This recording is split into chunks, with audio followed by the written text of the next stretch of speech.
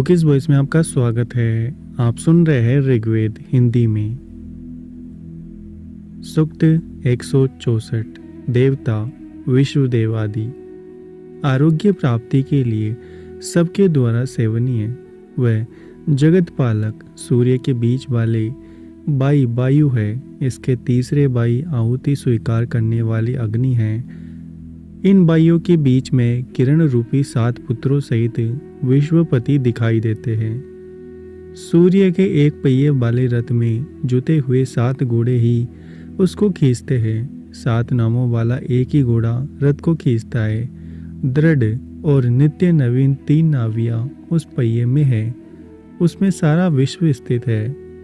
7 पहियों वाले रथ में जुते हुए 7 घोड़े ही उसको खींचते हैं। 7 किरण रूपी बहिनें इसके सामने चलती है एवं 7 गायें इस रथ में बैठी है। जब अस्थिहीन प्रकृति ने अस्थि वाले संसार को धारण किया था तब प्रथम उत्पन्न होने वाले को कौन देख सका था। प्राण और रक्त ने तो पृथ्वी से जन्म लिया, पर आत्मा कहाँ से आई, यह प्रश्न किसी जानकार से पूछने कौन जाएगा। मैं अब परिपक्व बुद्धि वाला मन से न जानने के कारण यह सब पूछ रहा हूँ। वे संदेहास्पद बातें देवताओं के लिए गुड़ है। 1 वर्षों के बछड़े को लपेटने के लिए मेधावियों ने जो 7 धागे बताए हैं वो क्या है। मैं अज्ञानी हूँ पर जानने की इच्छा रखता हूँ, इसलिए तत्वज्ञानी क्रांतदर्शियों से पूछ रहा हूँ, जिसने इन 6 लोगों को स्थिर किया है, जो जन्म रहित होकर रहते हैं। वे क्या एक ही है? जो ये सब बलि प्रकार जानता है वह बताए। इस सुंदर सूर्य का स्वरूप अत्यंत गूढ़ है। सिर के समान सबसे ऊंचे सूर्य की किरणों रूपी गाय दूध के समान जल बरसाती है। वे ही किरणें विशाल तेज से तप्त होने पर जल निर्माण की तरह ही पी लेती है। पृथ्वी रूपी माता जल वर्षा के निमित्त आकाश स्थित सूर्य रूपी पिता की यज्ञ रूपी कर्म द्वारा पूजा करती है। इससे पहले ही पिता अभिप्राय वाले मन से धरती से संगत हुए हैं। इसके बाद गर्भ धारण करने की इच्छा वाली माता गर्भ की उत्पत्ति के हेतु जल से विंद गई है।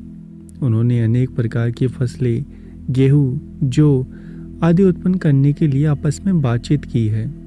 आकाश इच्छा पूर्ण करने वाली धरती के ऊपर वर्षा करने में समर्थ था। गर्भ रूपी जल मेघों के बीच था। इसके बाद बछड़े रूपी जल ने शब्द किया।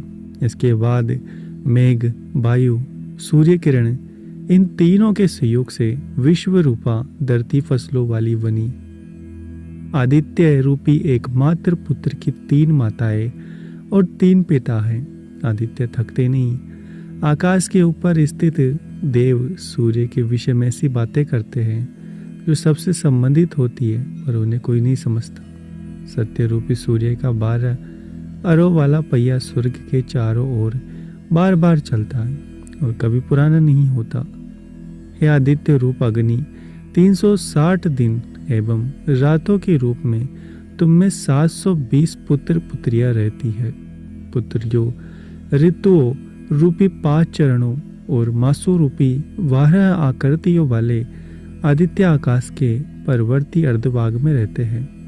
कुछ लोग उन्हें जलदाता भी कहते हैं। 6 अरों और 7 चक्रों, ऋतुओं एवं किरणों वाले रथ पर बैठे हुए तेजस्वी आदित्यों को कुछ लोग अर्पित भी कहते हैं।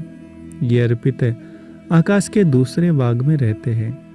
5 ऋतु रूपी अरों वाला सूर्य का संवत्सर रूपी चक्र घूमता है। समस्त प्राणी उसी में रहते हैं। उसका बारी अक्ष कभी नहीं थकता। उसकी नाभि सदा एक सी रहती है, कभी टूटती नहीं। सदा एक सी नाभि वाला जरा रहित संवत्सर रूपी पहिया बार बार घूमता है। 5 लोकपाल और ब्राह्मण, क्षत्रिय, वैश्य, शूद्र, निषाद, 5 ब्राह्मण, 5 वर्ण, ये 10 मिलकर विस्तृत धरती को धारण करते हैं। नेत्र रूपी सूर्य मंडल वर्षा के जल से पूर्ण बादलों से गिर जाता है। समस्त प्राणी उसी में छिप जाते हैं। चैत्र आदि 2 मासों की 6 और अधिक मास की 7वीं, इस प्रकार एक ही सूर्य से जो 7 ऋतु उत्पन्न हुई है उनमें से 7वीं अकेली है, शेष 6 जोड़े वाली, जल्दी आने वाली और देवों से उत्पन्न है। ये ऋतुएं सबकी प्यारी, अलग अलग स्थिति और भिन्न रूपों वाली है। ये अपने निर्माता के लिए सदा घूमती रहती है। किरणें स्त्रियां होती हुई भी पुरुष है, उन्हें केवल आंख वाला ही देख सकता है, अंधा नहीं। जो क्रांतदर्शी है वे ही यह बात जानते हैं। उन किरणों को न जानने वाला पिता का भी पिता है। गोरूप आहुति बछड़े रूपी अग्नि का पिछला भाग अपने सामने वाले पैरों से और अगला भाग अपने पिछले पैरों से पकड़कर ऊपर की ओर जाती है। वह कहाँ जाती है, किसके लिए बीच से ही लौट आती है, वह कहाँ पर बछड़े को जन्म देती है। वह अन्य गायों के समूह में तो बछड़ा पैदा करती ही नहीं है। जो आदित्य रूपी ऊपर स्थित लोकपालक की उपासना नीचे स्थित अग्नि रूपी लोकपालक के साथ तथा नीचे वाले की उपासना ऊपर वाले के साथ करते हैं, कौन लोग इस संसार में अपने को क्रांतदर्शी प्रसिद्ध करते हुए यह बात करते हैं। दिव्य मन किससे उत्पन्न होता है।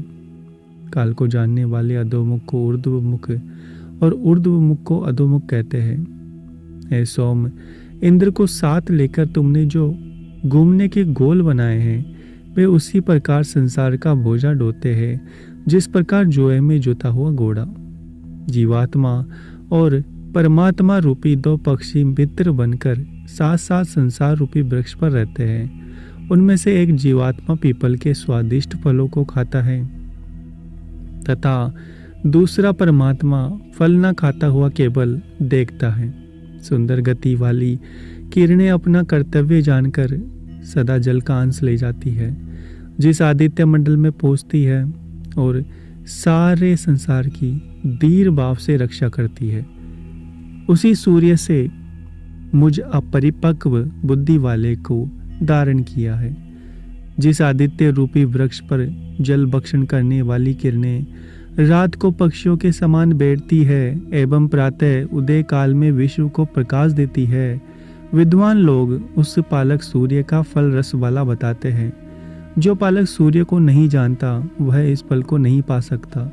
जो धरती पर अग्नि का स्थान जानते हैं, जो देवों द्वारा अंतरिक्ष से वायु की स्थिति से परिचित है, अथवा जो यह समझते हैं कि उस पर सूर्य का स्थान है, वे ही मरण रहित पद को पाते हैं। गायत्री छंद द्वारा उन्होंने पूजन संबंधी मंत्र बनाए। अर्चना मंत्रों की सहायता से शाम, त्रिष्टुप छंद द्वारा वाक्य, द्विपाद, चतुष्पाद वचनों द्वारा अनुवाक और अक्षरों को मिलाकर 7 छंद रूप वाणी की रचना की।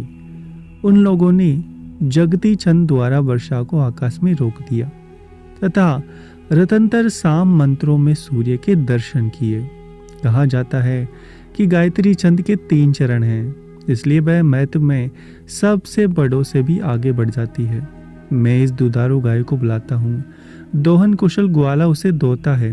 हमारे सोमरस के उत्तम भाग को सूर्य स्वीकार करे, उससे उनका तेज बढ़ेगा। इसी हेतु मैं उन्हें बुलाता हूँ। घी, दूध आदि से सदा पालन करने वाली गाय बछड़े के लिए मन में इच्छा करती हुई रंबाती हुई आती है। वह सारा गाय अश्विनी कुमारों को दूध दे और उनके सौभाग्यों को बढ़ाए।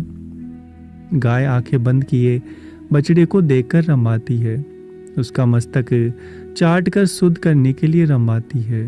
बछड़े के होठों पर फेन देखकर रवाती है तथा फूल और दूध पिलाकर उसे तृप्त करती है। बछड़ा अव्यक्त शब्द करता है, जिसे सुनकर गो आकर उससे चारों ओर से लिपट जाती है और गाय के चरने वाली धरती पर रमाती है। गाय पशु होकर भी अपने ज्ञान से मनुष्य को हरा देती है और अत्यंत दुरारू बनकर अपना रूप दिखाती है। अपने कार्यों के लिए शीघ्र गति वाला जीव सांस लेता हुआ सोता है और अपने गर रूपी शरीर में निश्चिंत रूप से रहता है। मरणशील शरीर के साथ उत्पन्न शरीर का मरण रहित स्वदा के द्वारा विचरण करता है। सबके रक्षक एवं कभी दुखी ना होने वाले सूर्य को मैं अंतरिक्ष में आते जाते देखता हूँ। वह सूर्य अपने साथ जाने वाली एवं पीछे हटने वाली किरणों को लपेटे हुए बुबनों के मध्य बार बार आते जाते हैं। जो पुरुष संतान उत्पत्ति के निमित्त गर्भदान करता है वह भी इसका रहस्य नहीं जानता। जो माता के बड़े हुए पेट से गर्भ को अनुमान द्वारा देखता है वह उससे भी छिपा रहता है। वह माता की योनि के बीच स्थित रहता है और अनेक प्रजाओं को कारण बनकर दुख का अनुभव करता है। आकाश मेरा पालन करता और जन्मदाता है। पृथ्वी की नाभि मेरे लिए मित्र है। यह विशाल धरती मेरी माता है। दोनों ऊपर उठे हुए पात्रों के बीच अंतरिक्ष रूपी योनि है, जहाँ आकाश रूपी पिता दूर स्थित धरती रूपी माता के गर्भ का आदान करता है। मैं तुमसे पृथ्वी की समाप्ति का स्थान एवं समस्त प्राणियों की उत्पत्ति का स्थान पूछता हूँ। मैं तुझसे वर्षा करने वाले घोड़े के वीर्य एवं समस्त वाणियों के कारण उस स्थान के विषय में पूछता हूँ। यह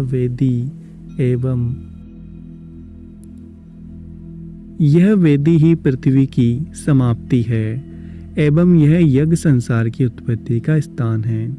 यह सोमरस वर्षा करने वाले घोड़े का वीर्य है एवं यह ब्रह्मा वाणियों का अंतिम स्थान है। 7 किरणें आधे वर्ष तक जल रूप गर्भ को धारण करती हुई जगत का वीर्य बनकर विष्णु के जगत धारण स्वरूप कार्य में स्थित होती है। ज्ञान युक्त एवं सब ओर जाने वाली वे किरणें जगत का उपकार करने की बुद्धि से चारों ओर से संसार को घेरे हुए है। समस्त विश्व में मैं ही हूँ। इस बात को मैं नहीं जान पाया क्योंकि मैं मूर्छित अविद्या के कर्मों से बंधा हुआ हूँ। बहिर्मुख मन से संसार में दुखों का अनुभव करता हूँ। मुझे जब ज्ञान का पहली बार अनुभव होता है तभी मैं शब्द का अर्थ समझ पाता हूँ। मरण रहित आत्मा मरण धर्मा शरीर के साथ रहती है एवं अनादि भोगों के कारण अधोगति और ऊर्ध्व गति को प्राप्त होता है। वे दोनों सदा एक साथ रहते हैं और संसार में सभी जगह साथ साथ जाते हैं। लोग इनमें से अनित्य शरीर को जानते हैं, नित्य आत्मा को नहीं। मंत्रों के अक्षर आकाश के समान विस्तृत है। इनमें सभी देव अधिष्ठित है। जो इस बात को नहीं जानता वह मंत्र जानकर क्या लाभ उठाएगा। इस बात को जानने वाला सुख से रहता है। हे हनन के अयोग्य गो, तुम जो के सुंदर तिनकों को खाती हुई अधिक दुग्ध रूपी धन से संपन्न बनो।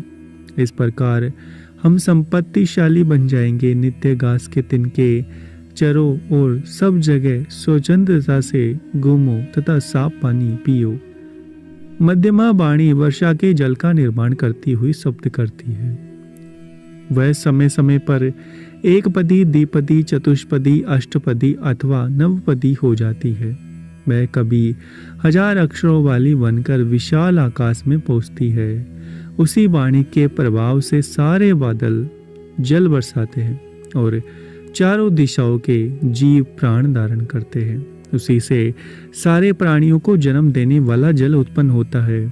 मैंने अपने समीप ही सूखे गोबर से उत्पन्न धुएं को देखा और चारों ओर फैले हुए धुएं के बाद मैंने उसके कारणभूत अग्नि को देखा। ऋतुबीज श्वेत रंग वाले सोमरस को तैयार करते हैं। आदिकाल से उनका यही कर्म रहा है। केश तुल्य किरणों वाले 3 व्यक्ति अग्नि, आदित्य और वायु वर्ष में समय समय पर धरती को देखते रहते हैं। इनमें से पहला नाई के समान कूड़ा समाप्त करता है, दूसरा अपने प्रकाश कर्म द्वारा देखता है और तीसरे को केवल गति का ज्ञान होता है, वह दिखाई नहीं देता। वाणी के 4 निश्चित पद होते हैं। क्रांतदर्शी ब्राह्मण उन्हें जानते हैं। उनमें से 3 गुहा में छिपे होने से दृष्टि गोचर नहीं होते। चौथे पद वाली वाणी को मनुष्य बोलते हैं। बुद्धिमान लोग इस आदित्य को ही इंद्र, मित्र, वरुण और अग्नि कहते हैं। वह सुंदर पंखों और शोभन गति वाला है। एक होने पर भी ये विद्वानों द्वारा अग्नि, यम, मातृश्व आदि अनेक नामों से पुकारे जाते हैं। सुंदर गति वाली और जल सोखने वाली सूर्य की किरणें, काले रंग वाले एवं नियम से गमन करने वाले बादल को पानी से भरती हुई आकाश में जाती है। वे जल लेकर नीचे आती है और धरती को पूरी तरह भिगो देती है। 12 परिधियां, एक चक्र और 3 नाभियां, इस बात को कौन जानता है? एक चक्र में 360 चंचल अरे लगे हुए हैं। हे सरस्वती, तुम्हारे शरीर में वर्तमान जो स्तन रस का आह्वान करने वालों को सुख देता है, जिससे तुम मनोरम धनों की रक्षा करती हो, जो रत्नों का आधार धन प्राप्त करने वाला एवं शोभन दान युक्त है, उसे हमारे पीने के लिए प्रकट करो। यजमानों ने अग्नि के द्वारा यज्ञ पूर्ण किया है, यही सर्वप्रथम कर्तव्य कर्म था। मैं तो पूर्ण यजमान स्वर्ग में एकत्र है। वह पूर्ववती यज्ञ करता भी दिव्य रूप में रहते हैं। एक ही प्रकार का जल है, वह गर्मी के दिनों में ऊपर चढ़ जाता है एवं वर्षा के दिनों में नीचे आता है। बादल धरती को प्रसन्न करते हैं एवं अग्नि दूलोक को संतुष्ट करती है। मैं दिव्य शोभन गति वाले गमनशील विशाल गर्भ के समान वर्षा का जल प्राप्त करने वाले, औषधियों के दर्शन एवं वर्षा के जल द्वारा सरोवरों को पूर्ण एवं सरिताओं का पालन करने वाले सूर्य का अपनी रक्षा के लिए आह्वान करता हूँ। सूक्त 165। देवता इंद्र। इंद्र ने कहा, समान अवस्था वाले और एक स्थान के निवासी मरुदगण ऐसी महान शोभा वाले हैं, जिसे सब लोगों को जानना कठिन है। वे धरती को सींचते हैं, मन में क्या विचार रखते हैं और कहाँ से आए हैं। आकर जल बरसाने वाले बादल क्या धन की इच्छा से शक्ति की उपासना करते हैं? नित्य तरुण मरुदगण किसका हवि स्वीकार करते हैं?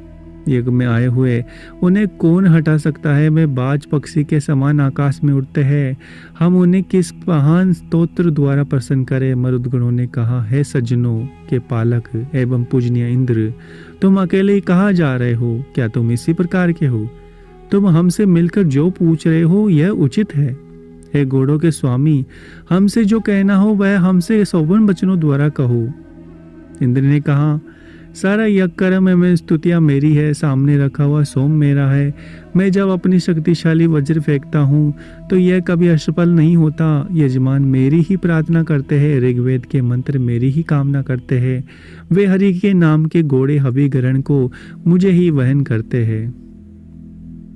मरुदगण बोले, इसी कारण हम अपने शरीरों को महान तेज से चमकाते हुए समीपवर्ती एवं विशाल बल वाले अश्वों के साथ इस महान यज्ञ में आने को तैयार हुए हैं। हे इंद्र, हमारे बल का अनुभव करते हुए तुम भी हमारे साथ रहो। इंद्र ने कहा, हे मरुतो, जब मैंने अकेले ही अहि का वध किया था तब साथ रहने वाला तुम्हारा बल कहाँ था? मैं उग्र शक्ति वाला और महान हूँ। मैंने हनन में कुशल वज्र द्वारा संपूर्ण शत्रुओं का विनाश किया है। मरुतों ने कहा, हे कामवर्षी इंद्र, हम तुम्हारे समान शक्ति वाले हैं। तुमने हमारे साथ मिलकर बहुत से कर्म किए हैं। हे बलवान इंद्र, हमने तुमसे भी बढ़कर काम किए हैं। हम मरुत होने के कारण तुम्हारे साथ कर्म करके वर्षा की इच्छा करते हैं। इंद्र ने कहा, हे मरुदगण, मैंने क्रोध युक्त होकर अपने निजी बल से वृत्र को मारा था। मैं वज्र अपने हाथ में रखता हूँ, इसलिए मैं समस्त मनुष्यों की प्रसन्नता के लिए वर्षा करता हूँ। मरुदगण बोले, हे इंद्र, तुम्हारा सब कुछ उत्तम है, कोई भी देव तुम्हारे सामने विद्वान नहीं है। हे महान शक्तिशाली, तुमने जो करने के योग्य काम किए हैं उन्हें ना कोई इस समय कर सकता है और ना पहले कर पाया था। इंद्र बोले, मुझ अकेले की ही शक्ति सब जगह फैले। मैं मन से जो भी इच्छा करूं वही काम कर सकूं। है मरुतो, मैं उग्र और विद्वान हूँ। जिन संपत्तियों को मैं जानता हूँ उन पर मेरा ही अधिकार है। हे मित्र मरुतो, इस विषय में तुमने मेरी जो स्तुतियाँ की है वो मुझे आनंदित करती है। मैं कामवर्षक शोभन योगों वाला अनेक रूपधारी और तुम्हारा सखा हूँ। ए सुनहरे रंग वाले मरुतो, तुमने मेरे प्रति प्रसन्न होकर और प्रशंसनीय यश एवं धन धारण करने मुझे बलि प्रकार से चारों ओर से ढक लिया है। तुम निश्चित रूप से मुझे ढको। अगस्त्य ने कहा, हे मरुतो, कौन तुम्हारी पूजा करता है? हे सबके मित्रों, यजमानों के सामने जाओ। हे सुंदर मरुदगण, तुम सब मनोरम धनों को प्राप्त कराओ एवं मेरे सत्कर्मों को जानो। हे मरुतो, तुम्हारी सेवा करने में समर्थ स्तोत्र द्वारा माननीय यजमान की स्तुति कुशल बुद्धि सेवा करने के लिए हमारे सामने आती है, इसलिए तुम मुझ मेधावी यजमान के सामने आओ। स्तोता तुम्हारे इन उत्तम कर्मों को लक्ष्य करके तुम्हारा आदर करता है। हे मरुतो, यह स्तोत्र एवं यह स्तुति रूप वाणी प्रसन्नता देने वाली है एवं शरीर को पुष्ट करने के लिए तुम्हें प्राप्त होती है। हम बल, अन्न, जयशील दान प्राप्त करें। उम्मीद है दोस्तों आपको हमारा ये प्रयास अच्छा लग रहा होगा। चैनल को सब्सक्राइब करें, वीडियो को लाइक और शेयर करना ना भूलें। मिलते हैं आपसे अगले एपिसोड।